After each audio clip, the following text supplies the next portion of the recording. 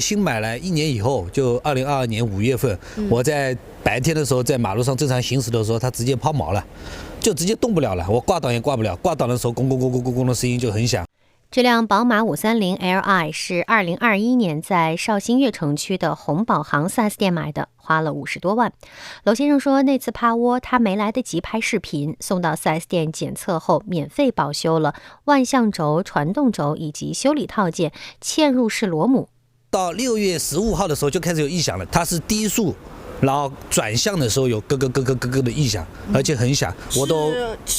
是任何时候都有，还是说高温的时候它一定要高温，然后一直从哪里传出来的异响？这个我也说不上来，应该好像是从前轮还是这个，就类似于这个地方嘛。你看打右边都响，现在。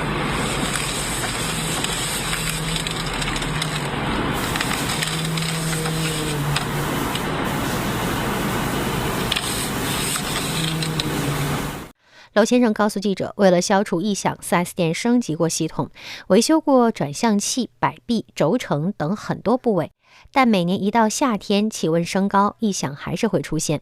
比较尴尬的时候，他们查不出来，所以我一开始也说，我说你们 4S 店啊，就服务是没有太大问题，就我感觉你们技术水平不太行。当时交付给客户的话，他们肯定也是经过检测，发现没有这个异响了，所以才把车交付给客户。然后新的异响出现的话，他肯定还是要不确定到底是之前的情况还是一个新的情况导致的这个异响，所以肯定是要做过一个新的检测才能知道。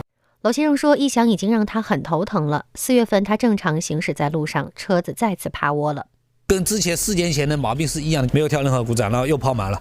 然后我现在就这个车子，你觉得我还敢开？我不敢开了。我还好这2次我都在低速上，我在高速上我可能对不对？我可能生命安全我都要搭进去了。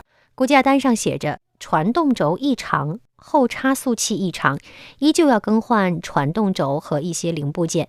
因为车子已经过保，需要娄先生自费。4S 店提出工时费打6折，材料打8折，最后价格是13119元。免费给我全部弄好，给我检测报告给我弄出来。你要保证我以后不能再出现这样的问题。对，先生他目前说是车辆不愿意我们检测，所以我们现在目前还不知道这个到底是什么情况造成的。但是你们维修单给我开了。维修单开的是一个我们要做的一些检测动作，先告知你我们会进行哪一些步骤的检测。因为确实客户的这个车的时间已经过了嘛，所以我们也是提供了一个新的一个维修方案，也是有一个折扣。然后客户的诉求也是，如果就是接受不了自费的情况下，对我接不了。二手车评估，我们也会有一个评估师进行对车辆的进行评估，然后给客户一个回收价。